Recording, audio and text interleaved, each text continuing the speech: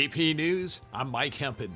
Outgoing Secretary of State Blinken says he expects the ceasefire deal to be implemented over the weekend. He calls it a moment of historic possibility, even as Prime Minister Benjamin Netanyahu says a last-minute dispute with Hamas is holding up Israeli approval. AP correspondent Joe Fetterman reports on what the ceasefire agreement would bring. The Gaza ceasefire hasn't even taken effect yet, and already it appears to be in trouble. Two U.S. presidents, Joe Biden and President-elect Donald Trump, both announced the deal on Wednesday, as did the Prime Minister of Qatar, the Middle East country that's been mediating weeks of negotiations. But Israeli Prime Minister Benjamin Netanyahu says there still is no agreement. He's blaming Hamas. He says the group is trying to make last-minute changes to the deal. Hamas denies these allegations and says it's committed to the agreement. One of baseball's most iconic voices in the broadcast booth has died. Number one has always been baseball for me. Bob Uecker, the voice of his hometown Milwaukee Brewers, who after a short playing career earned the moniker Mr. Baseball and honors from the Hall of Fame, has died. He was 90. No matter what else I ever did, baseball was the only way I wanted to go. In a statement released by the Brewers, Uecker's family said he had battled small cell lung cancer since early 2023. Uecker was born and raised in Milwaukee. He reached the majors in 1962 and lasted 6 seasons in the big leagues, finishing with a .200 batting average, which tied me with another sports great, averaging 200 or better for a 10-year period. Don Carter, one of our top bowlers. I'm Gethin Coolbaugh. Federal health officials are backing the health benefits of nicotine pouches, ruling that Philip Morris International Zen can help adult smokers cut back or quit cigarettes. This is AP News. An American is being extradited from France, charged with attacking a Gettysburg University student. French appeal court prosecutors say an American man accused of sexually assaulting a Pennsylvania college student in 2013 is being extradited to the United States. The man, Ian Cleary, allegedly sent the female student a Facebook message that said that he raped her. The appeal court prosecutor's office in northeastern France says Cleary was handed over to U.S. authorities at Paris Charles de Gaulle Airport. Cleary was detained in April in France after a 3-year search. He's been held in custody pending extradition proceedings since his arrest. I'm Haya Panjwani. Comedian and host Conan O'Brien has been named the newest recipient of the Mark Twain Prize for Lifetime Achievement in Comedy. He'll be honored on March 23rd in a special ceremony. I'm Mike Hempen, AP News.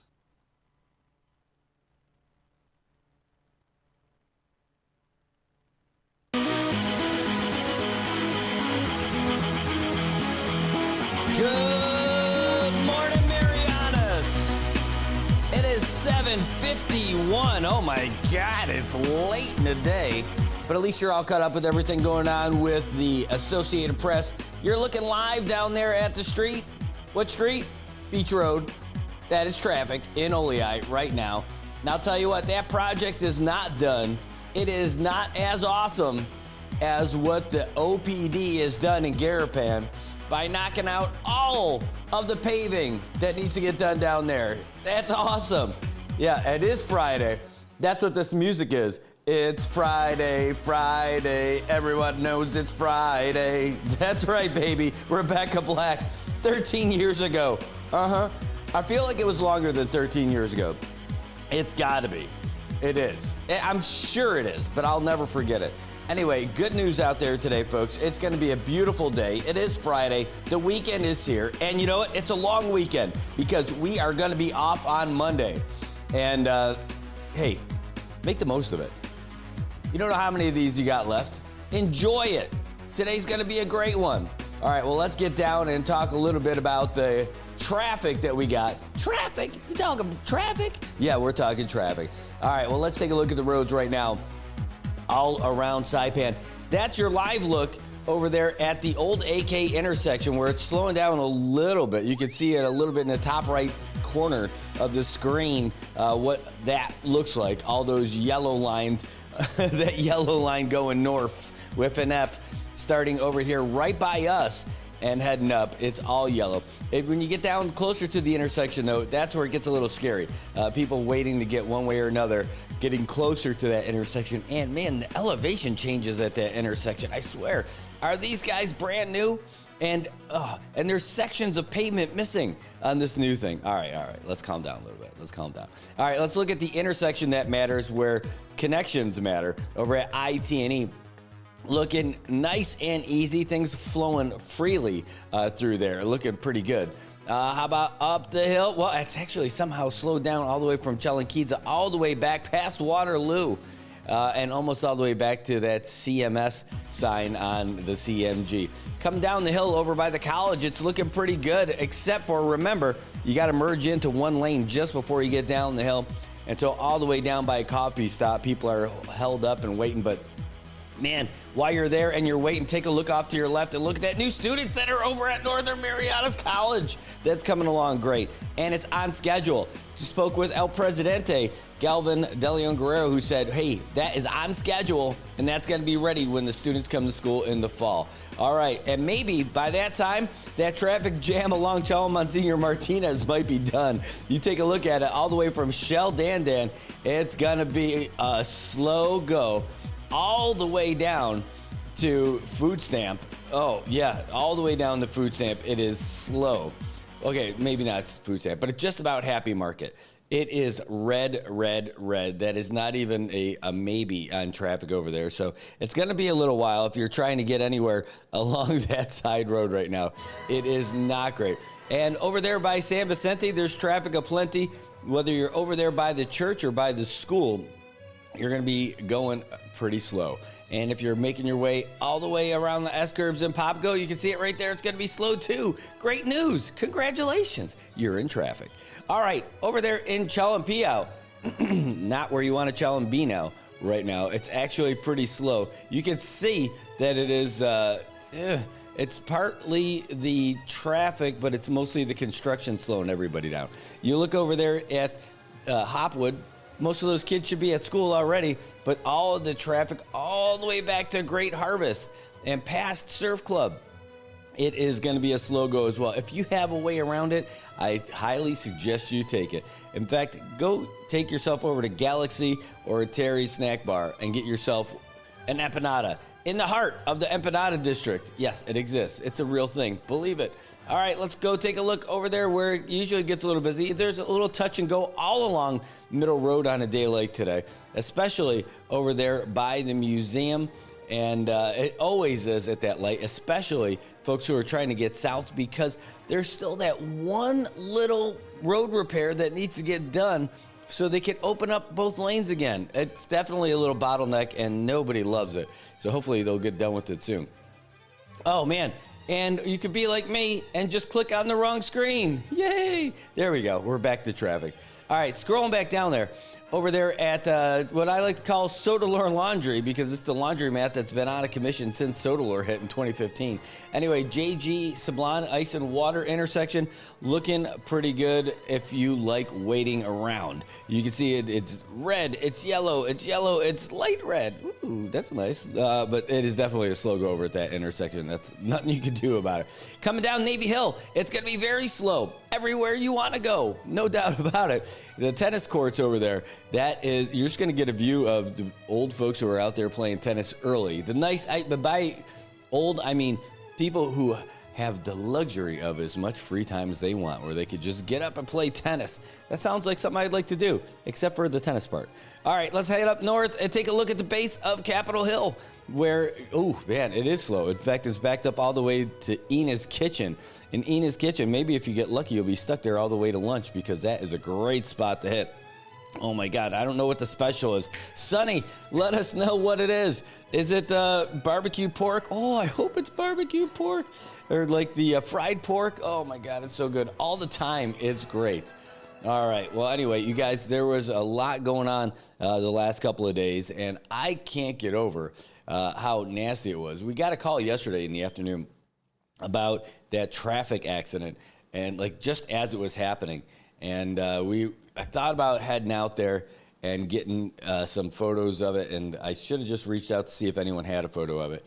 We got the report from Simon Manikop from Department of Public Safety, And this is what he said. He said a silver pickup was heading north, a white truck was heading south, and was making a left-hand turn and collided with the silver truck, causing the white truck to flip over.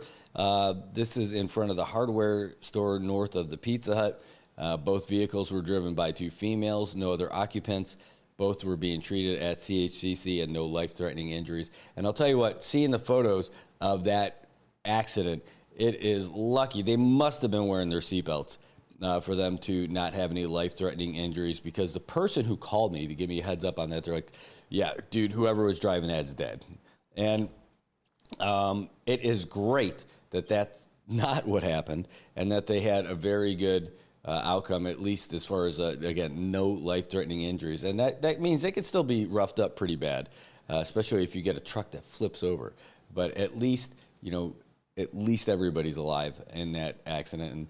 And that made me wonder, though, like, if you guys, if those kind of things happen, you could send me the pictures. I'm just not sure I want to run out just to go do it. I feel like an ambulance chaser or something like that. If I just go out just to go get the wreck. I know it's interesting.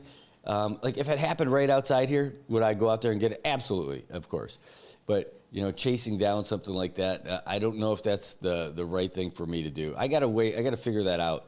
That's an internal discussion, I guess, between me, myself, and I, the triumvirate. So anyway, if you do see stuff like that, snap a picture, snap a video, send it our way. We'll get it out there, and we'll tell everybody that that's you out in the field who got us that info, and we appreciate it. But that happened, and we hope that everybody has a great recovery from it. All right, well, let's get back down to it, guys. Let's get back in the action. We got a whole bunch of stuff that happened. And, one of the things that happened, we're talking about tourists. Our economy is all tourism-based and all that stuff. And we're wondering, what we're going to do next. What's going to save us with regards to our economy and getting more tourists here. And all of a sudden, we find out our managing director for MVA resigned. Yeah, effective at the end of next month. Chris Concepcion resigned. He said effective at the end of February, and that's too bad. And then the Gov released a statement about it as well, and we'll put that up there for you. Actually, we posted it on the news service main page yesterday, but we had a flurry of things that happened yesterday afternoon, right? But let's get that out there for you too. Scrolling down. There we go. Boom. All right. We maximize that so we can get it right there on the screen. There we go.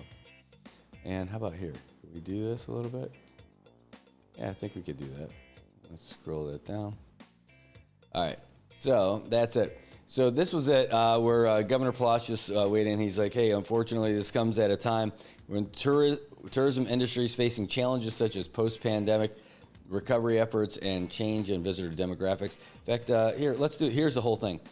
This is the letter from the governor. He says, we extend our well wishes to Marianas Visitors Authority Managing Director Christopher Concepcion in his future endeavors. His leadership has influenced the direction of MVA and the tourism industry, and we hope he finds success in his next chapter. Unfortunately, this comes at a time when the tourism industry is facing challenges, such as post-pandemic recovery efforts and change in visitor demographics. This creates both uncertainty as well as opportunities for new leadership to address these issues and bring new ideas or approaches that could benefit the tourism landscape.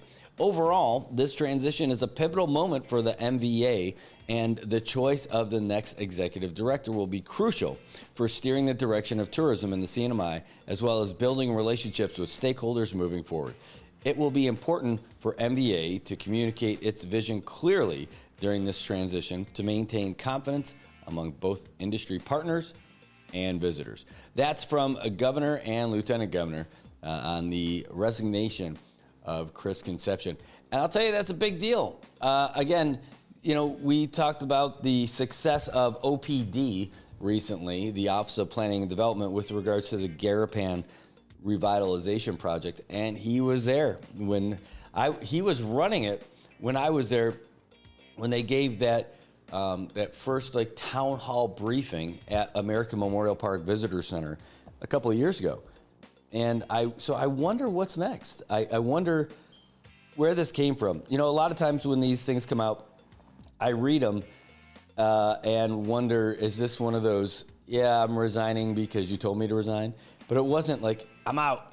Or it wasn't, there's actually some good stuff in here where this is with a soft hand. So I don't think that I don't read this like a forced dismissal at all. So I'm curious where it's going to go and where this came from. And I look forward to seeing who's going to run the MVA and who's a good choice. I remember Perry Tenorio did it before. He's over at the Legislative Bureau. I don't know that he'd be up to it again, but I think he did a good job while he was there. Vicky Beneventi, I think she did a great job when she was there too. Every time I think of tourism and I think of that, I always think of Vicky. She's just, a nice local woman who's passionate about tourism. I mean, like she's MTech. She still does all this stuff, not prompted and behind the scenes. She's active in promoting tourism and reinforcing the message that tourism is everybody's business. So I don't know if she's the person, but really whoever is going to be the next not executive director, but the next managing director of the MVA is somebody who's got to have that kind of passion, someone who wants to be out front, and someone who wants to do a lot of talking about what's going on, because you're marketing more than just to your tourists. You got to market to the locals. If you're running MVA, you have to market to the local folks for MVA, because folks need to know that they need to keep funding MVA. MVA budget is one of those things that seems like it gets chipped away at every year. The resources are dwindling for MVA because maybe people don't see the value in it. And you absolutely have to have it, because maybe they think, oh, well, people are just going to come here. We don't need to fund it. I think it's one of the more underfunded agencies that we've got, and it's one that we need to fund more of. And maybe people don't love the way all the money's being spent. All right, that's fair. I think that's, but a lot of those are subjective. Some of those criticisms aren't objective at all. Some of them are based on personalities and stuff like that. I like Chris. I think that he's in that world. I don't know how to frame that exactly better for you, but he's in that world, that travel world, that tourism world, that service industry travel world. That's just kind of his thing. And I thought he was a good choice for that. And especially, I was hoping that he would be more focused on trying to do something for Japan. I think he did, but I don't think we've had great success in that market. And right now, we definitely need something, especially with what happened with the Jeju flights and Jeju dialing back the Busan flight ever since they had that big plane crash in Korea, a catastrophic plane crash. So we need something for sure, and we need someone who's, one, going to be passionate about it, two, is going to be energetic with the team there and lead them, and hopefully shake things up. I'm applying this to every facet of life right now, but I feel like we need some of that, right? You need to get energized about what we're doing right now. You can't just check boxes. You need to get out there and do things. And I hope whoever they pick to do this next is that person. And that goes to all of our events. I mean, he's going to be leaving right before one of our biggest events in the Saipan Marathon. And again, that's a massive event. We've got the Rota Marathon taking place this weekend, a massive event that's taking place. And we've pulled out all the stops for Rota. And I love Rota, but we're trying so hard to get people there. We got to find out what kind of numbers we really get. With regards to the Rota Marathon, I think you got to keep doing things in Rota, but spending as much money on that marathon when it was primarily just a bunch of local folks and a few people that went over there to do the 5K. You got to get into a swing. You got to get into a better transportation swing. And I know they made it less expensive to get there this time, but it's still a lot of money to get there. And actually, it's not that bad. I think now it's like $150 round trip. And to get to Rota, I think that's a good deal. For sure, right? So it is. It's going to be a challenge, whoever takes that job. But hopefully, the money that gets spent is put to great stuff. I think there's better ways to spend some of the money for sure, right? It's just a total outsider's perspective. And I don't mean like Holly outsider. I just mean like outside of NBA. I'm not there for all those meetings and all that stuff. And I think they've done a very good job with what they got. And I think they maximized what they have internally at NBA. I do think that maybe getting some new ideas in there probably going to help out.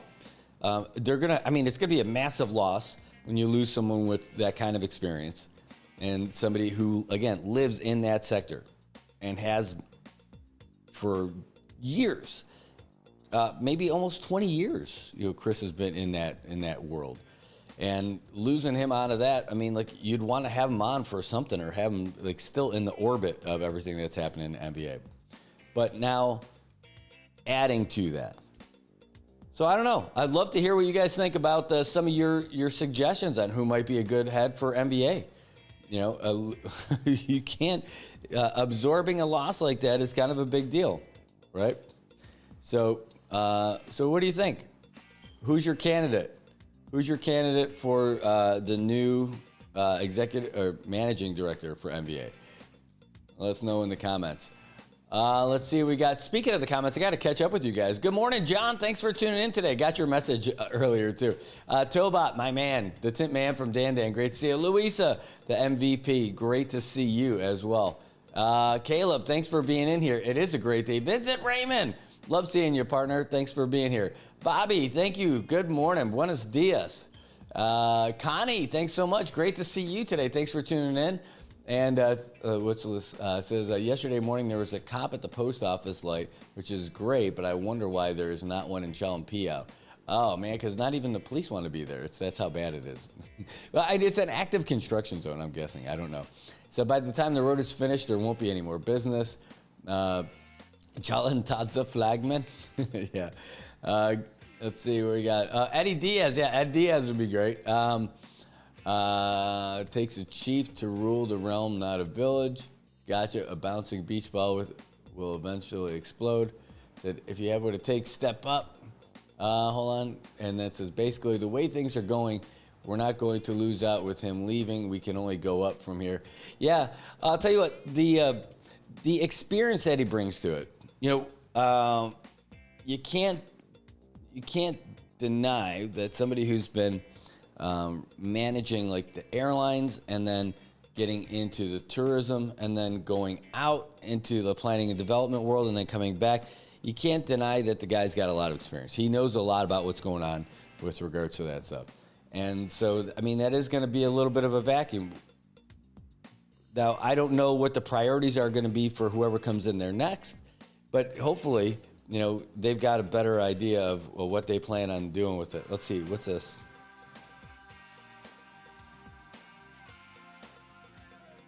Ooh, now that's interesting. That's really interesting. I thank you for sending me that message. This is I put it out as a behind the scenes message, someone said. Good morning, Brad. Just want to share regarding Chris Concepcion's resignation from NBA. The explanation I heard from reliable sources is that he has accepted a position as a staff with our new U.S. delegate, Kimberly King-Hines. Ooh, now that would be interesting. That would be interesting indeed. So, how about that? Oh, I didn't even think about that. You figure he was going to go somewhere, right? He's not just going to be totally out of luck. But I felt, I think, hey, maybe there's something going on there, but that might be it. Eric, good morning. Good to see you this morning. You said he was good on paper, but we need more. Hey, I don't doubt it. I don't disagree with you. I think that experience would be good to have it there, but I do think, I want to see, something new for sure. I just don't know who that would be. Who's going to guide us in this thing, and what's the direction going to be? Is the NBA board going to put something in there? Like, who appoints this next position? Is this someone who's nominated by the governor and has to get the blessing by the board? Let's look that up, by the way. I was thinking about this last couple of weeks. Hiring the Marianas Visitors Authority Managing Director. Okay, that's interesting.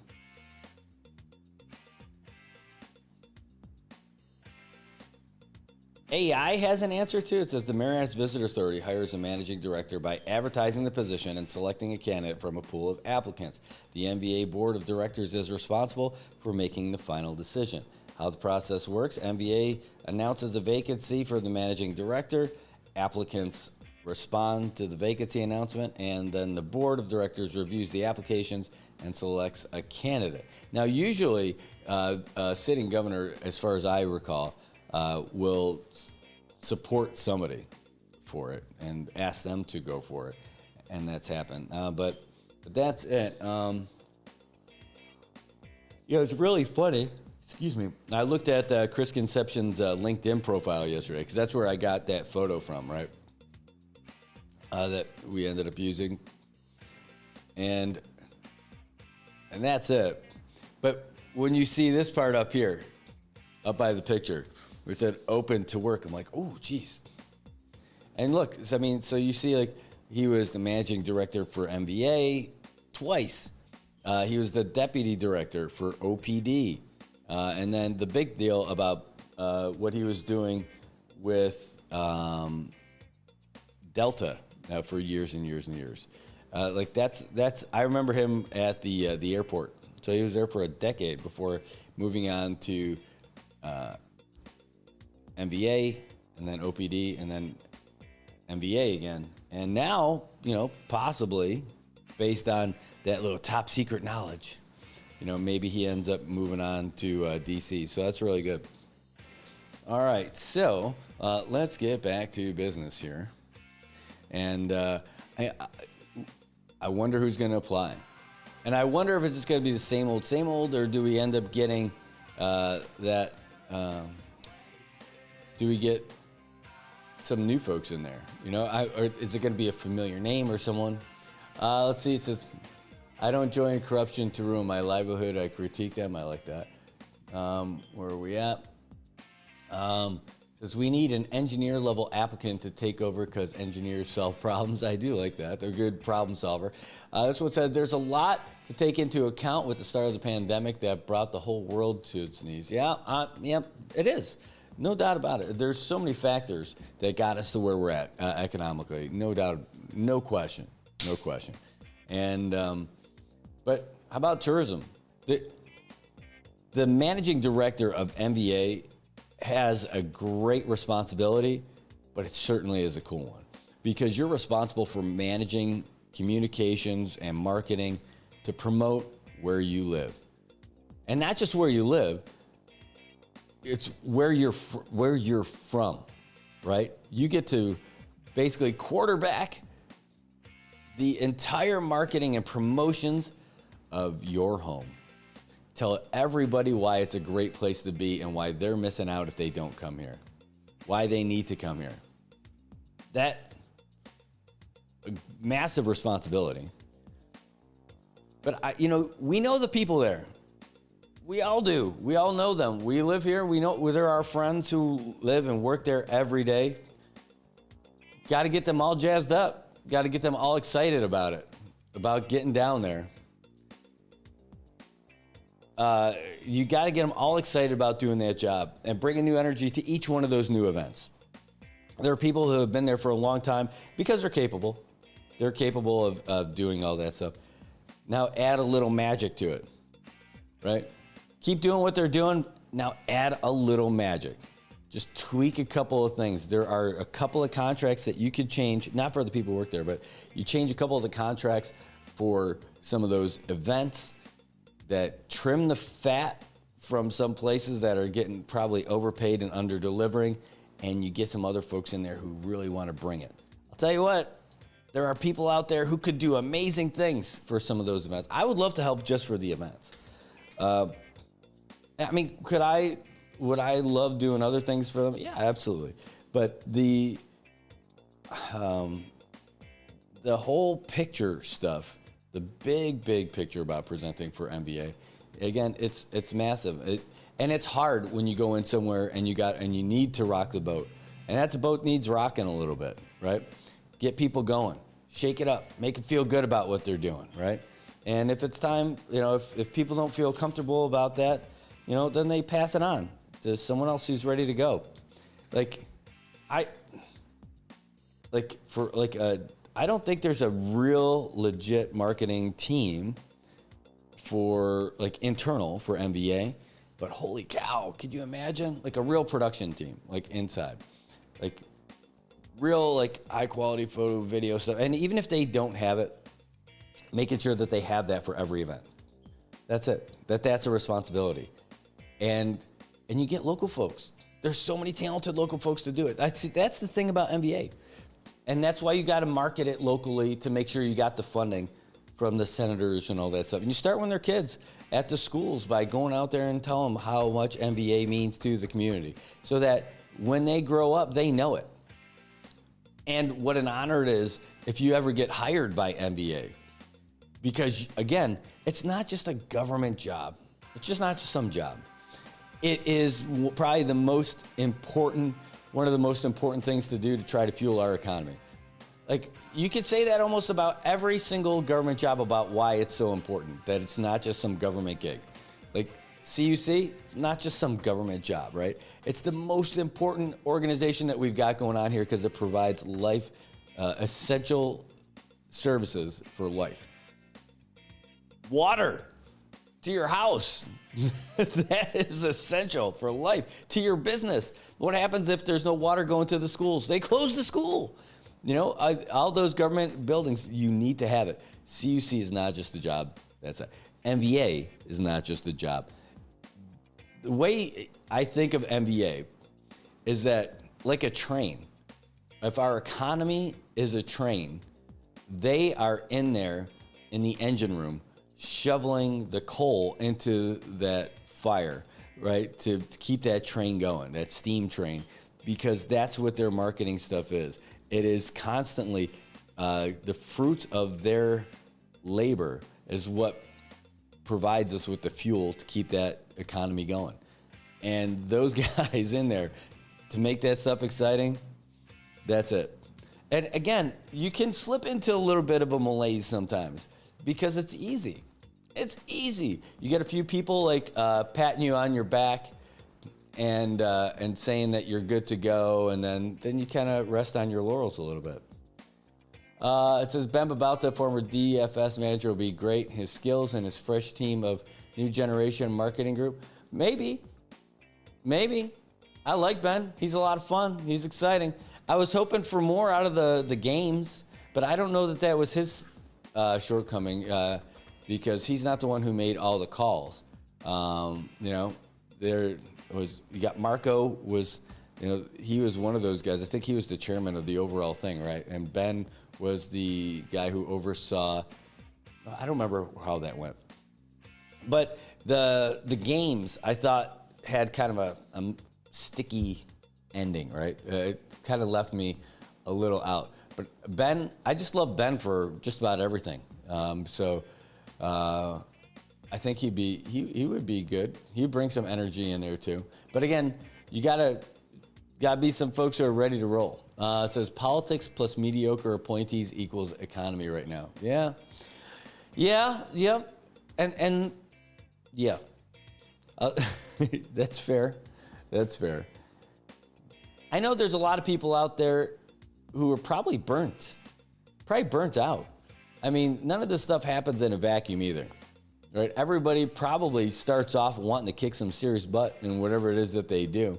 Then they get burnt out with life and everything. I know that's not an excuse, but I see that. Isabella says, it's challenging when you're restricted from marketing to Chinese visitors. Yeah, so here, I got a couple thoughts about that too. Go figure. I got thoughts about it. Yeah, if we're not marketing to bring them in, they're probably not going to come.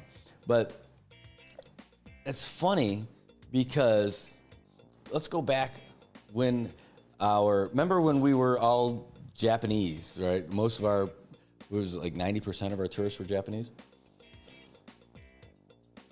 And then it started dwindling, and it started going away, the Japanese market.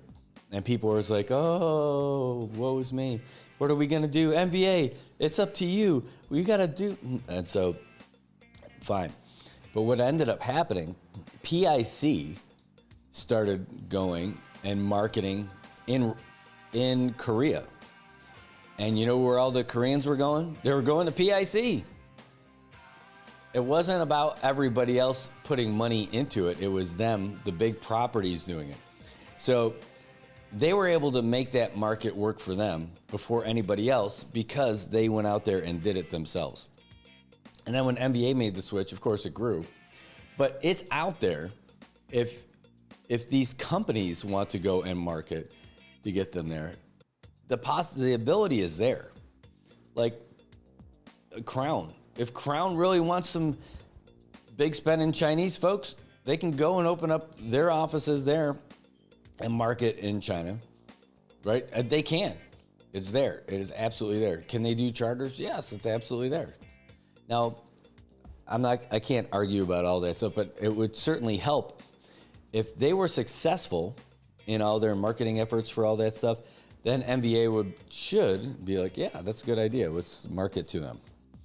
But that marketing hasn't really paid off either, because it's not like those flights that were coming in were jam-packed. They weren't filled with people. That's one of the reasons why they stopped doing it. They're only like half full. And so if the interest isn't there, is it easier if everyone gets in? Yes. But if the interest isn't there because we don't have the right products, then we got to change it. And I know that every individual business has an ideal tourist, right? Like a big property like Crown, that's a high-end upgrade, right? They made that rebranding during the pandemic, and it was like, wow, that's a big deal.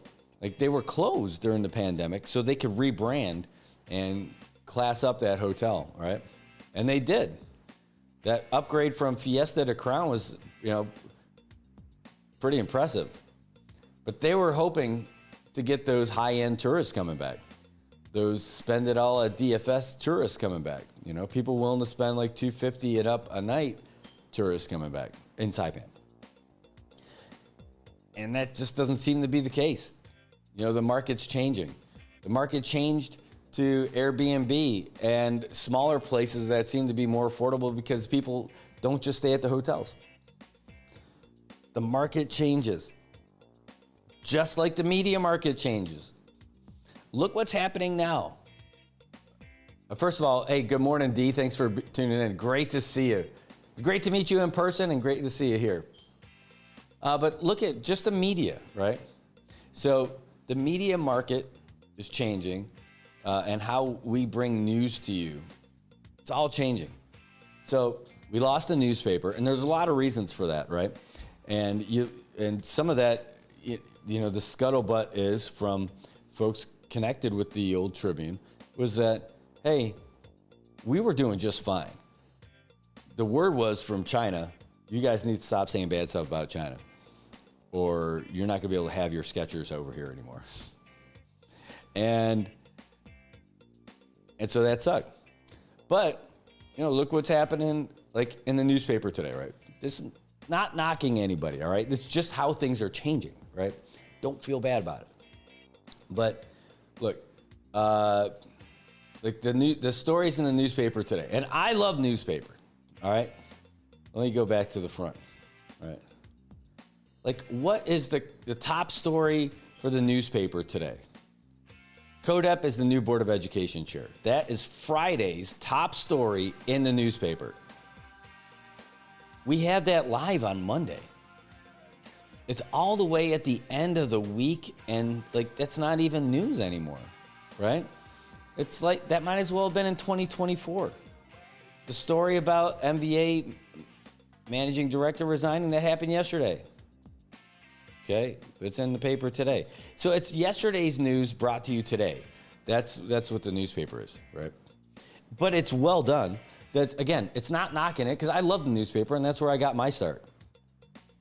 But it's changing, right? The importance of moving into that new thing. Look at the TV news that we got. 3 days a week and it's not live. So you're getting it. It's old. There's nothing new and exciting that comes on our TV news anymore. And again, I love that stuff too. I got a great start there 10 years ago, doing broadcast news. And it's not bagging on them. It's not like me saying that they're not cool anymore. I'm not saying that. But it's changing the way people get stuff out and the way look at what I'm doing. This is crazy, right? But this thing is getting stuff out. And the only thing, Tomas Manglonia, great reporter, right? I hope you say yes on the other side of that camera. We said it on the show, and I said it to a bunch of people off air. The only thing that was holding him back was that from KUAM is that, yeah, he's doing good work for KUAM, and that gave him a certain amount of freedom to be able to report independently here in the CNMI, which is true. But for him to really grow out here like a following base, he needed to have his own platform. And KUAM was not the platform for him because the people in Guam don't care about here as much as we do. And the people here don't care about Guam as much as they do. So it's not like KUAM got a massive influx of followers because he was there. No, I mean, they probably did get some. Like I paid attention to KUAM just because of him. That's it. But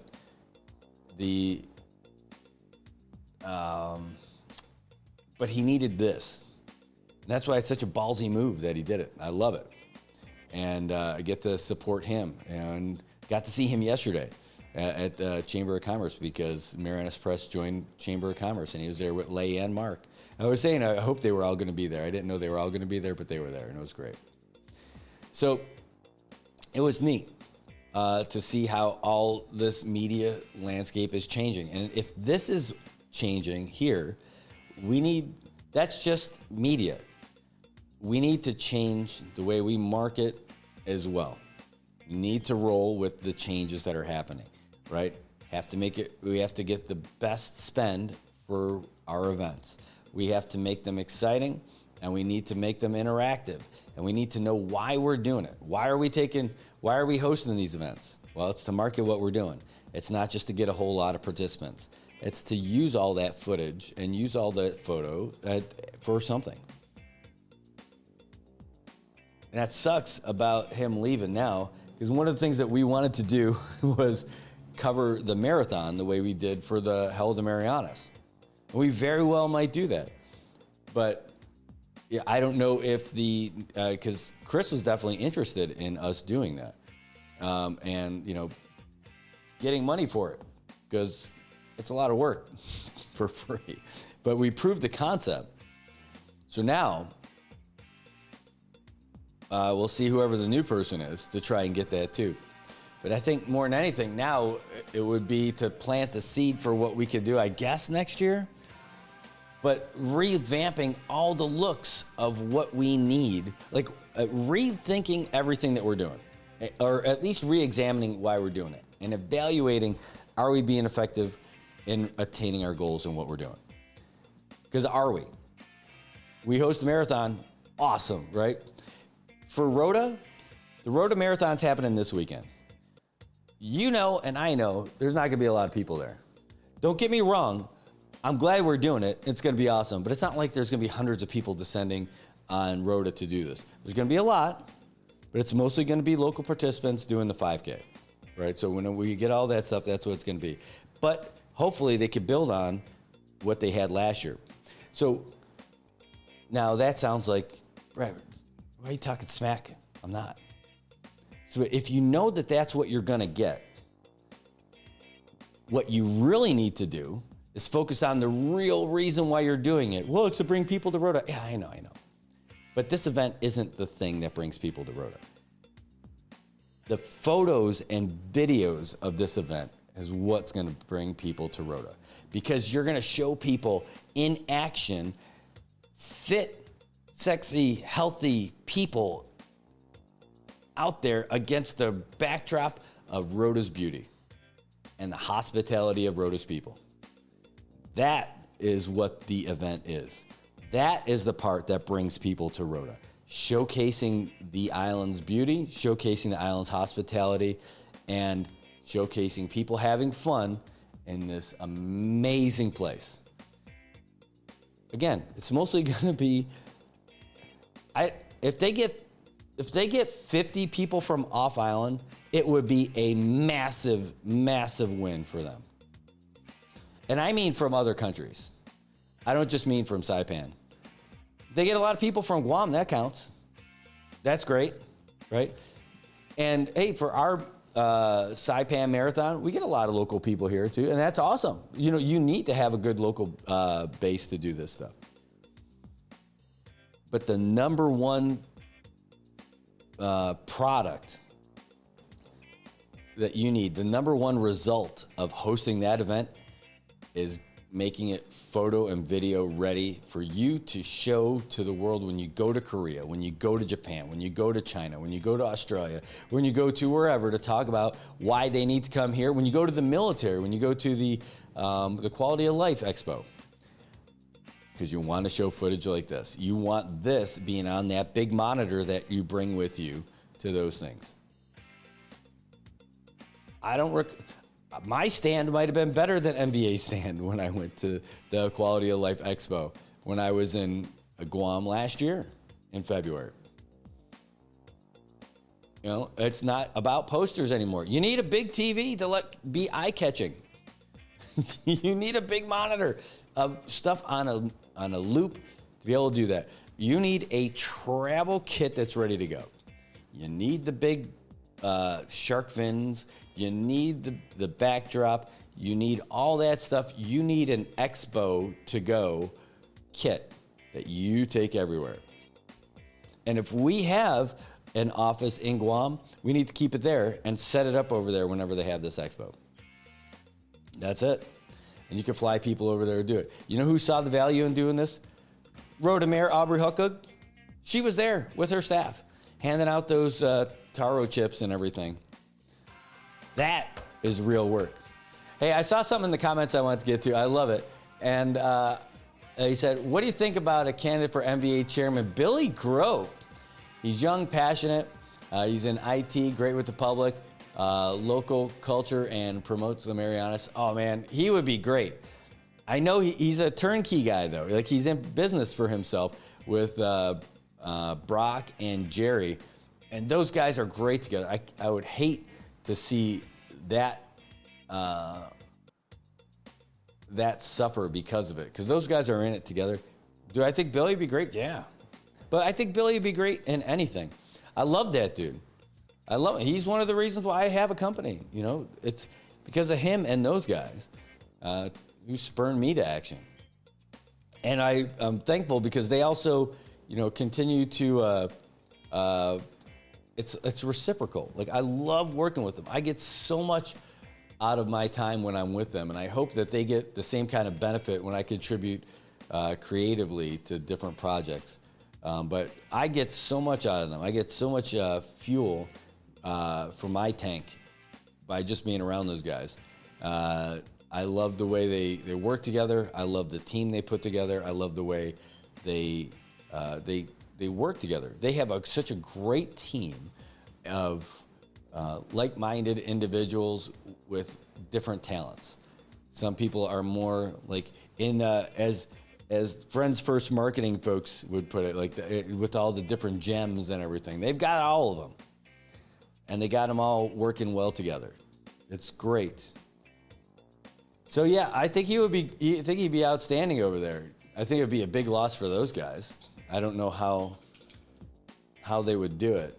He said, I called yesterday MBA, and they have some events for tourists this evening, and I have friends for Alaska, And they say, we don't know. DCCA's in charge for the street market. How do you promote if you don't know it? We need a public event coordinator and heavily promote it above and beyond. Oh my gosh, yes.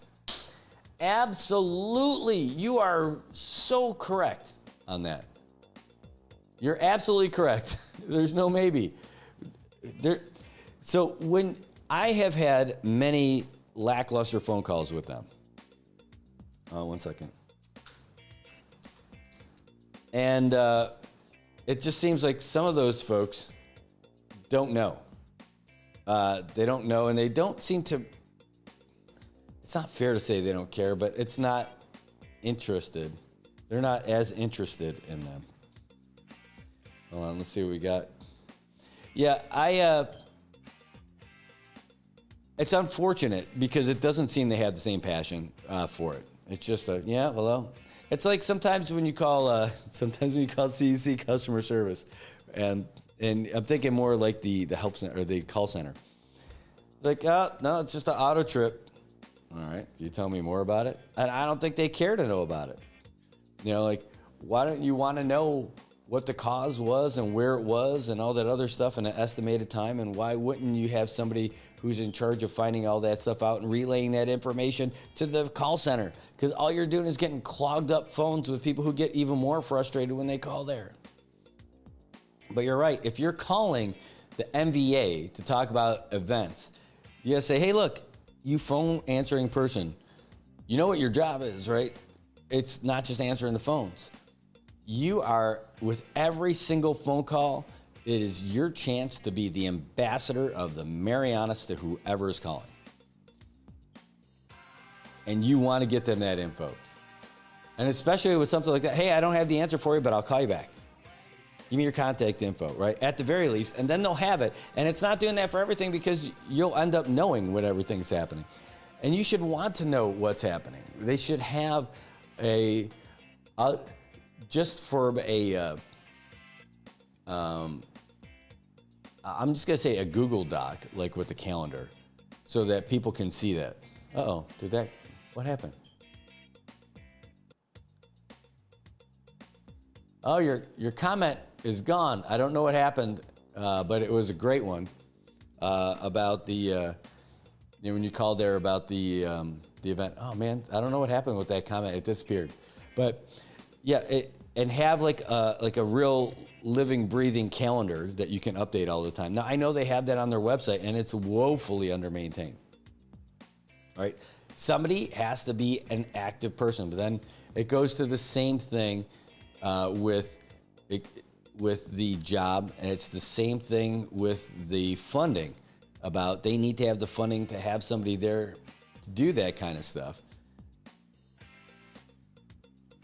So you got to start. It's almost like you got to give yourself a 10-year window to revamp MBA, because you got to start your marketing from the ground up with kids at schools. You got to be there all the time, telling them how great it is, and then you got to start rebuilding all the events. We need a rebrand or a story to sell to the world so they can come visit our islands. Yeah, I agree with you completely. And where should that rebrand be? Culture. 100% our culture saves the day. It's a win. Seeing people do the traditional stuff is amazing. Hell, I live here, and it fills my cup when I get to see, like John Castro out there, like carving a boat and all that stuff. I'm like, that's where we live. We're not in like a little mini mall society and all this other stuff where people are just, no, we've got that. We've got people out there carving boats. Oh man, I can't believe how cool that is. Imagine then for a tourist to come in and see that. About people so passionate about their culture and their islands and the traditional stuff. Tell you, last Saturday when I saw all those boats out there from 500 Sails, wow, just gorgeous. Beautiful looking lagoon. And what does that say? That's what tourists want to see. They want to experience that.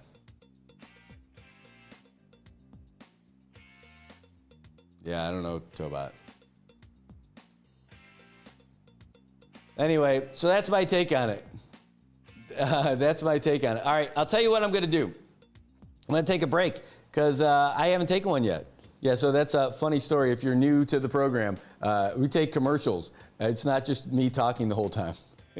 But I'm not showing you that. I literally, let me see, just about an hour of just pow, pow, pow for me. All right, so here's what we're going to do. We're going to take a break. We'll also get you the updated headlines. Hey, good morning, JJ. I'll get you the updated headlines from the Associated Press. Coming back, and we're going to talk about some of the commercials and some of our sponsors. And speaking of some of those sponsors, did you know Paradise Dental Spa? Oh my gosh, these guys, they're located in Guadalajara. You should know them. Their phone number is 234-4040.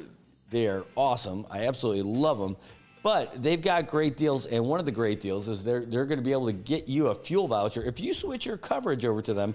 And once you make your first appointment, when you get there and you do your appointment, they're going to give you a certificate for fuel. It's going to be $10 for a single, $15 for a couple, or $20 if you enroll the whole family in their new dental plans. And their dental plans are the most affordable in the CNMI as well. It's only $4 per paycheck for a single, $5 per paycheck for a couple, and $6 per paycheck for the whole family. Again, that doesn't go to everybody you've ever met in your family. That is just for the immediate family folks. So give them a call, find out more details. Even better, go down there. But their phone number is 234-4040. On Middle Road, they're in that beautiful orange building with the really nice sign. It says Paradise Dental Spa. Go in there and find out why more people are choosing to go there to get their smiles than anywhere else in the Marianas. They're great, and I would be surprised if you don't get swept away in the love that you feel right when you walk in the door. All right, guys, we're going to be back in just a little bit. We're going to give some love to our sponsors, and then we'll be back with more of the headlines and the topics that we got going on. Hey, while we work on trying to fix the Marianas, you could start by fixing yourself by getting out to Laddie Built 24-Hour Fitness.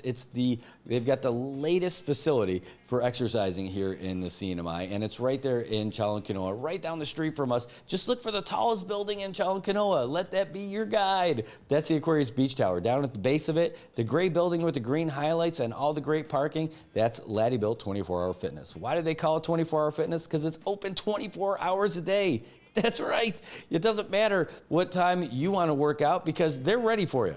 Just go on down there and go get pumped. But right now they have the Shred and Conquer Fitness Challenge. It's for 2025, and it's a fat loss challenge powered by Michelob Ultra and Ghost Energy Drink. There's over $2,000 in cash and prizes, and a whole lot of calories going to be burned as well. Give them a call at 235-2265, or just go to laddiebuilt.com and find out. Yeah, even better, drive down to CK and find out what they got going on today. They'd love to see you, and tell them that we sent you, because I think you're going to love what they have to tell you.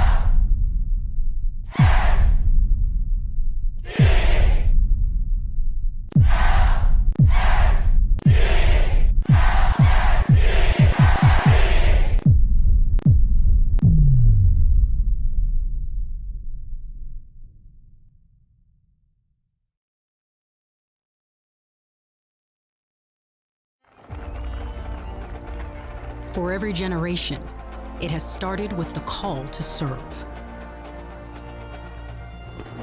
Discovering the purpose and the belonging earned with the title. Learning to dig deep and push through adversity together. Defending our nation and its people. It is a life of great worth and reward. But Marines are never really finished serving. Their commitment comes full circle, visible in communities across our country. This is Semper Fidelis, always faithful, always Marine, marking a path for the next generation.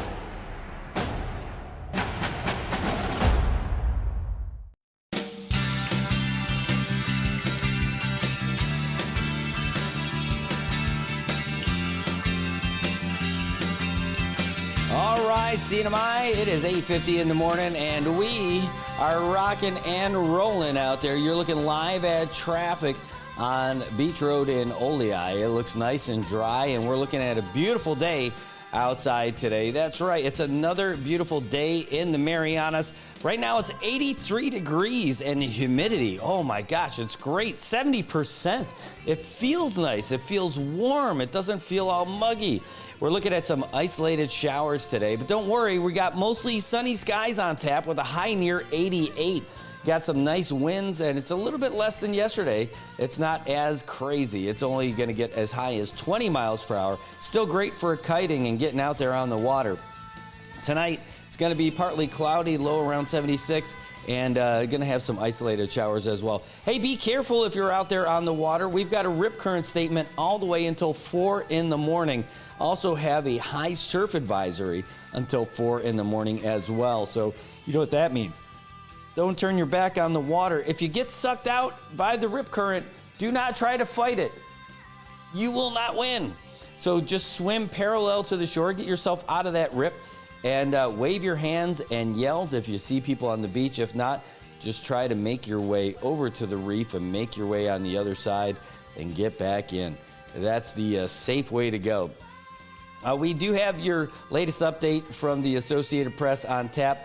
And that'll get you caught up with what's going on today. But before we do that, let's get you caught up with a little bit of history and tell you about what's happened in the world on January 17th.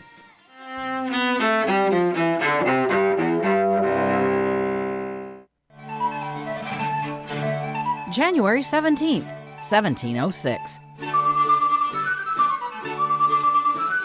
Benjamin Franklin, author, publisher, inventor, and one of America's most famous founding fathers, is born in Boston. 1945. In the final months of World War II in Europe, Soviet and Polish forces liberate Poland's capital, Warsaw, from Nazi occupation. 1961. Just days before leaving office, President Dwight Eisenhower offers a Cold War-era warning for Americans in his farewell address. In the councils of government, we must guard against the acquisition of unwarranted influence, whether sought or unsought, by the military-industrial complex. 1995. In Japan, an earthquake, magnitude 7.2, devastates the city of Kobe, killing more than 6,000 people. 1899. Al Capone is born in Brooklyn, New York, but it is in Chicago where the gangster called Scarface leaves his most notorious mark. And 1942, I'm going to float like a butterfly and sting like a bee. His hands can't hit what his eyes can't see. Muhammad Ali, the former heavyweight boxing champ who dubbed himself the greatest, is born in Louisville, Kentucky. Today in history, January 17th. Camille Bohannon, The Associated Press.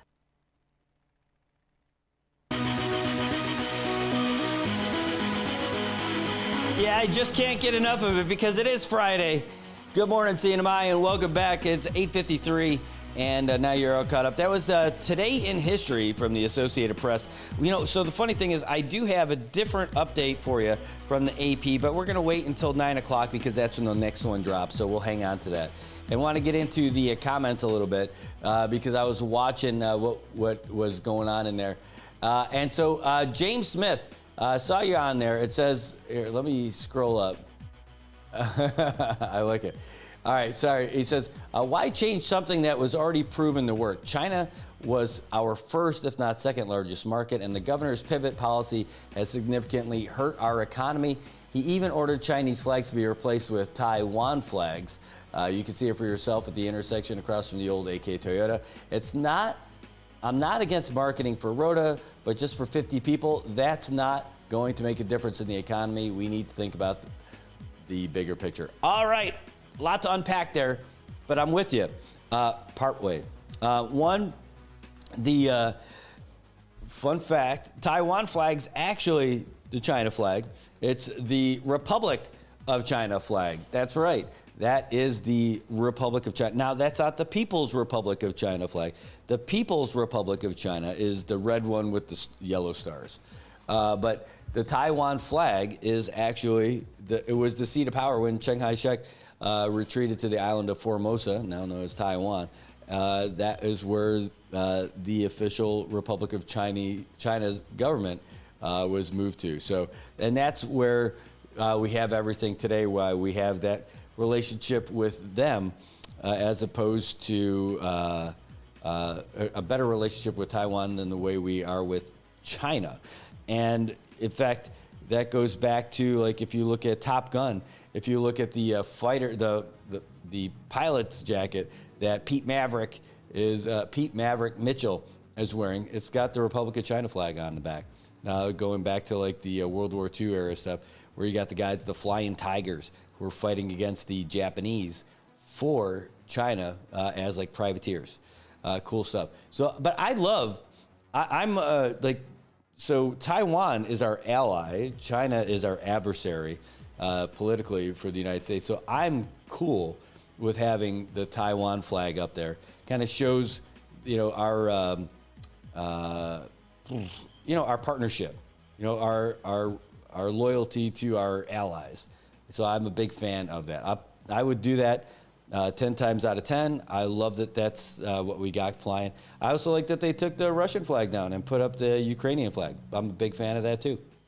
So I didn't know that was the governor who did that. I thought that was the mayor because that was a site that's run by the mayor's office and maintained by the mayor's office. So whoever did that, I'm in full support of that. The other thing is China was never our number one market. They were our number two for sure. They were definitely, I think they might have been our highest spending market, but as far as like numbers coming in, they were number two. But you're right. So here's the thing though, with regards to hold on, let me slide it. With regards to the Chinese market. So I also think, though, that we should still be marketing to them. I don't think we should have stopped marketing to the Chinese for tourists. I don't think that should have happened. But I do, let's see, hold on one second.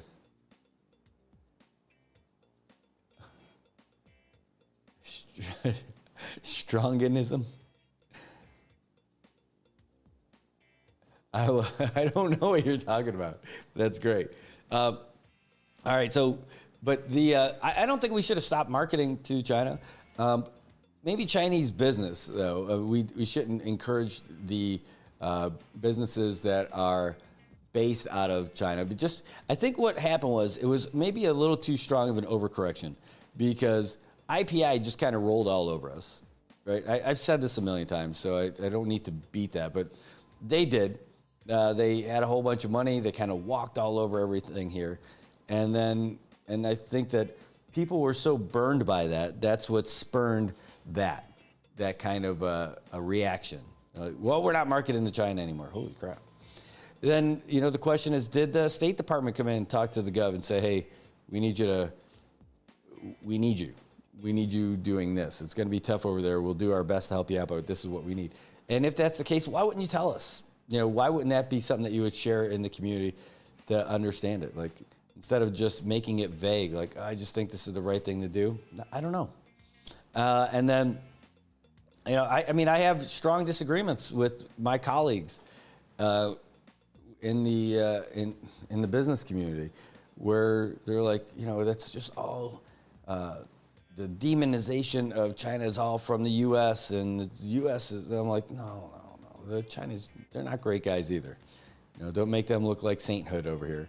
Ask all their partners over here in Southeast Asia about how they feel about their territorial waters and how they feel about China respecting the laws of their nation, and their sovereignty. Ask the Philippines. Ask the guys who are stuck on that old rusty boat that they ran onto the island that China won't let them resupply. All right, James says, I have nothing against Taiwan. I love the street market. However, this so-called partnership has only brought in single-digit visitor numbers from Taiwan. It's clearly not working and something needs to change. Meanwhile, NBA has been explicitly instructed not to market in China, one of our largest potential markets. Yeah, I don't like that either. You're right. I don't know why they can't. I don't know why they shouldn't. I think they should. I think we should market to everybody, and we should get all the tourists coming in here. I don't have a problem with it. I don't. The business part, yes. But the tourists, I don't. Again, unless there's something else to it that, we're not being told. We want to support, we want to be good supporters and all that stuff of everything, but we don't know everything. One second. Oh, man. How about that?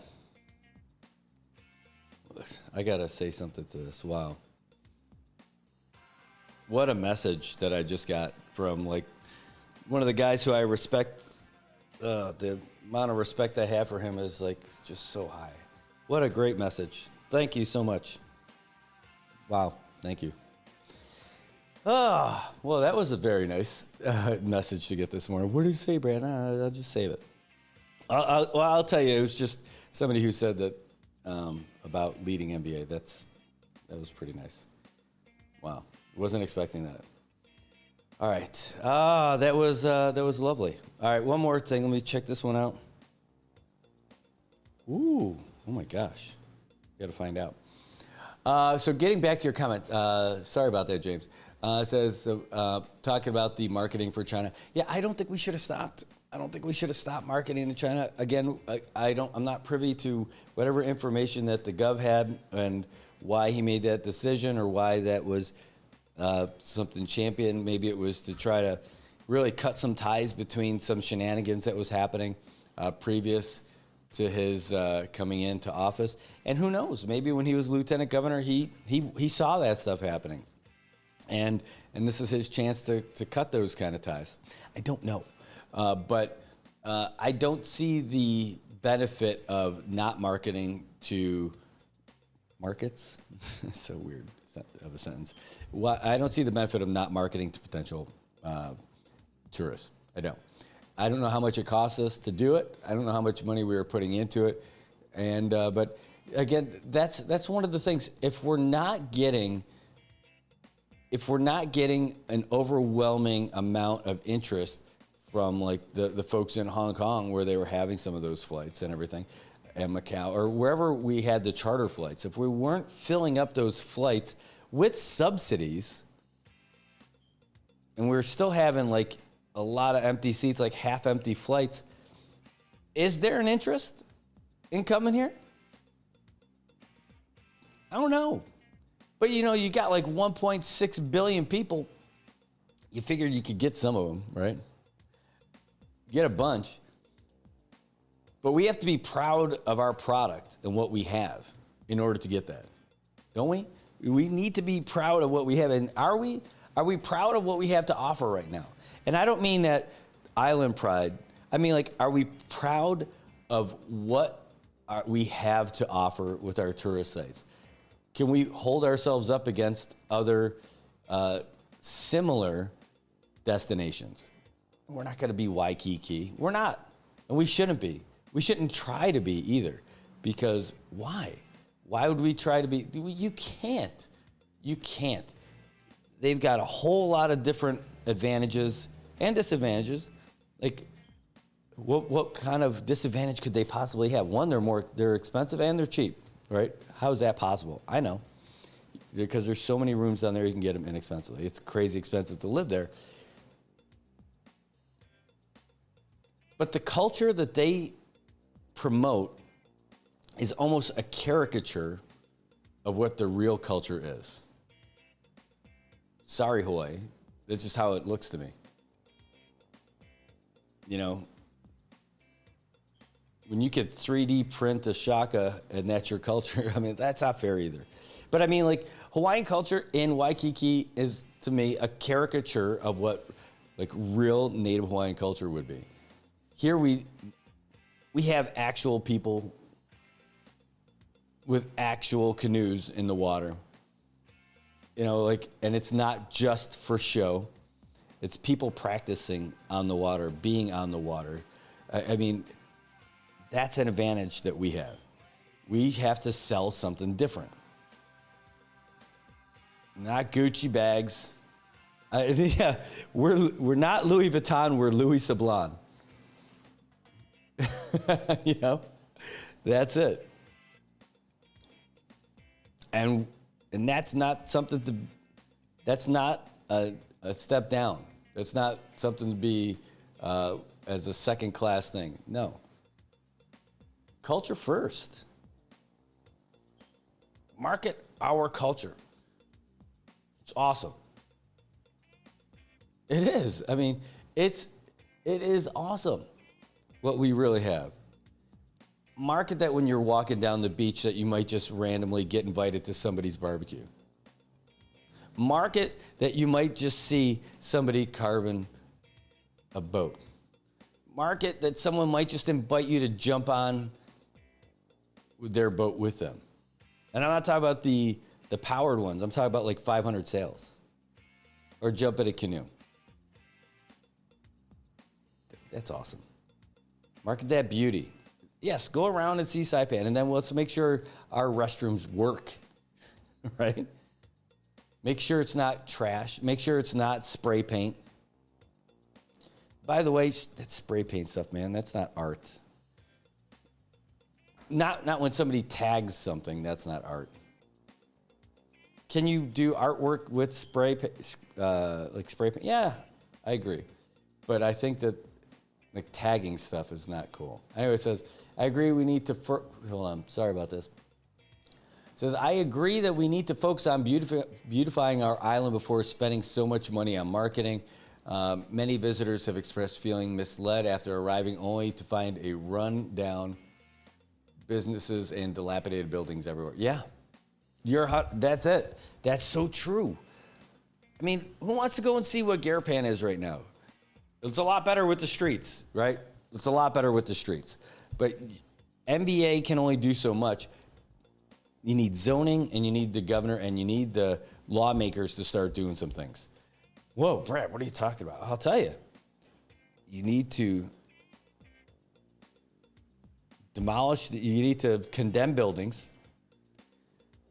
If the landowners don't do it, they get a certain amount of time to do it.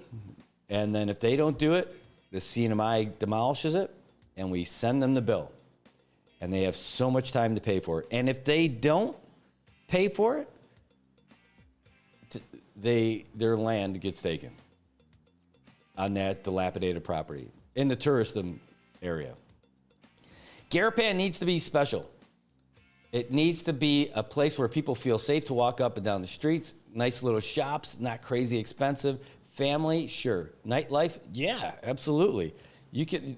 It's not exclusive. It doesn't all have to be bouncy houses and cheesecake factories. No, I mean you gotta have a little bit of that nightlife side too, because Saipan was pretty wild when we had all that nightlife stuff, right? Well, what's to stop you from doing it now? The other one is, though, if you're gonna do all that, when those new lights come in, when OPED gets those things installed and everything's looking good, you have to do something with the indigent population that migrates to that area magically at night when people are around to ask them for money.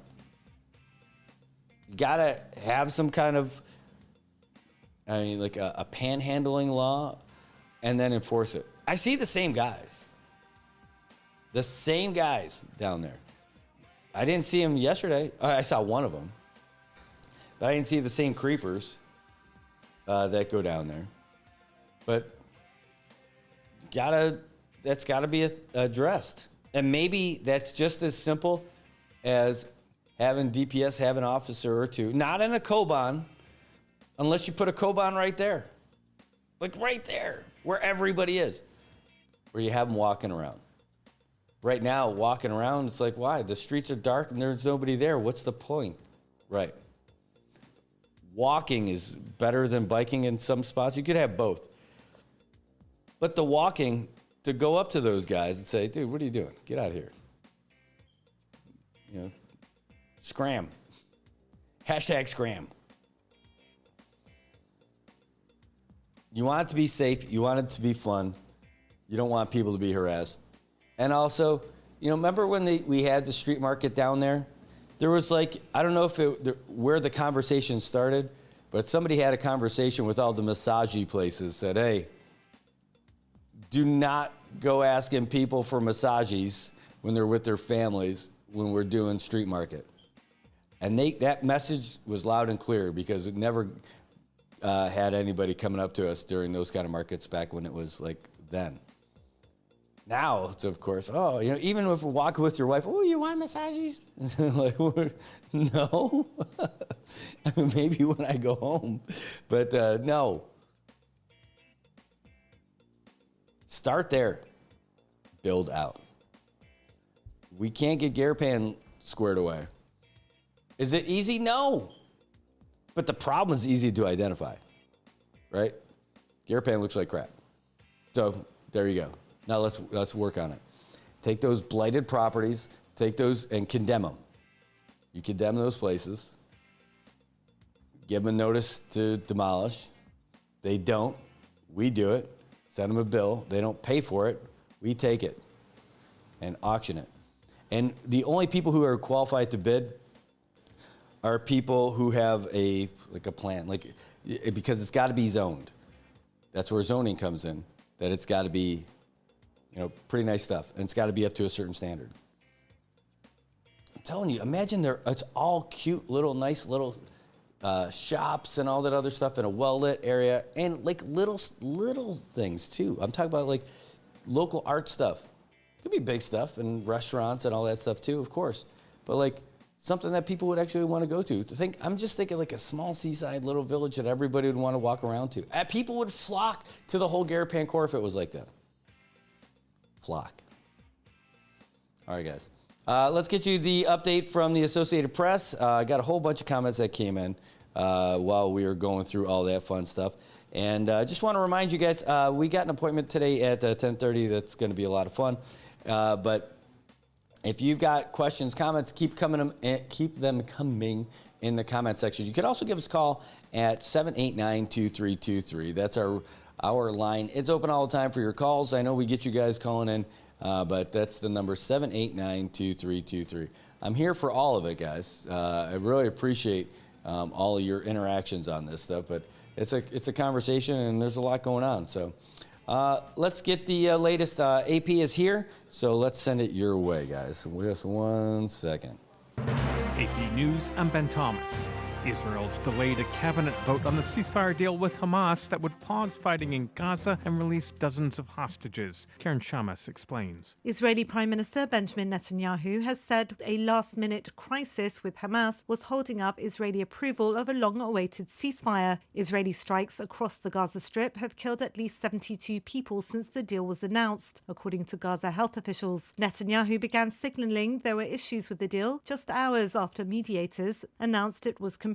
Israeli government spokesman David Mencer. This deal cannot be brought to Israel's cabinet to vote on until it is finalised. It was not yet clear if Netanyahu's statements reflected jockeying to keep his fractious coalition together or whether the deal was at risk. Without giving details, Netanyahu's office has accused Hamas of reneging on parts of the agreement in an attempt to gain further concessions. I'm Karen Shamas. In Washington, more confirmation hearings for President-elect Trump's cabinet nominees. Scott Bessent, his pick for Treasury Secretary, told the Senate Finance Committee Trump's Tax Cuts and Jobs Act must be renewed. We will see a gigantic middle-class tax increase.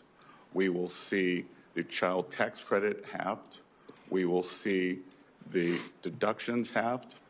So it will be what we call in economics, it has the potential for a sudden stop. Trump's choice to lead the Environmental Protection Agency, Lee Zeldin, said Americans deserve a clean environment without suffocating the economy. And Doug Burgum, nominee for Interior Secretary, voiced concerns about Biden administration incentives for renewable energy and said development of fossil fuels can be leveraged to promote world peace and lower costs.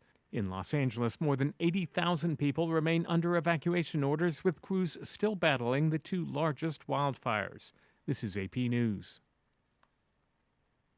Seth Sutel now with the AP Markets Report. Stocks drifted lower on Wall Street following a mixed set of earnings reports from Morgan Stanley, United Health Group, and other big companies. The S&P 500 slipped 0.2% Thursday, even though more stocks rose than fell within the index. The Dow Jones Industrial Average gave back 68 points. That's about 0.2%. The Nasdaq Composite fell 0.9%. Drops for several big tech stocks, including Apple and Nvidia, offset gains in other parts of the market. Apple fell 4%, Nvidia gave back 2%.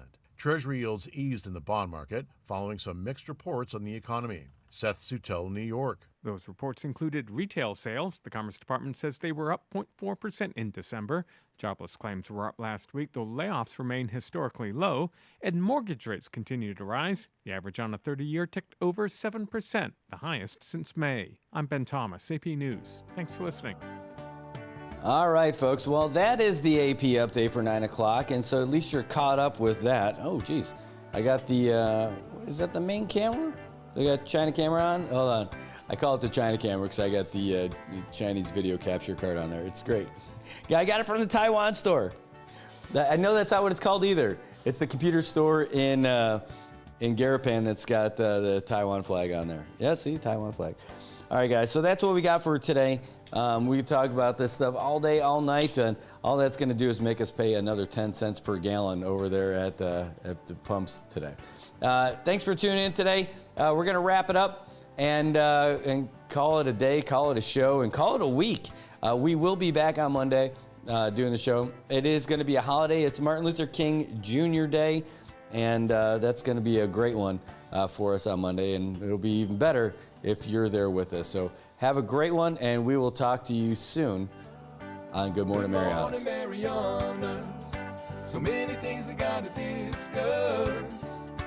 Happy day, Tirawami greetings to Rhoda, Guam, Saipan, and Tinian. For all your island news from a beautiful place with Pacific views. It's always so much fun on Good Morning Marianas.